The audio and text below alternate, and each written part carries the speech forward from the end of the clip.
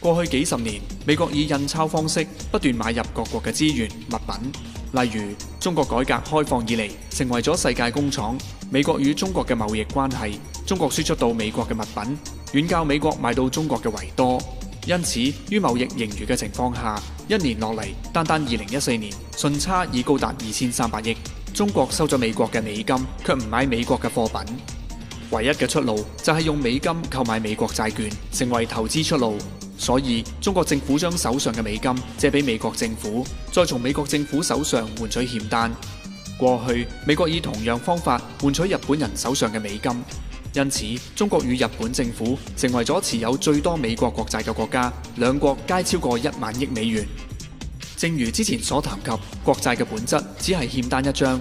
當國家已經欠債累累，借錢度日嘅時候，債主可能不單無法收取利息，更有機會血本無歸。唯一嘅出路就係於國債違約前先賣掉國債換回美金。因此，中國近年不斷減持美國國債，同時卻將賣出國債嘅美金用嚟購買實貨黃金。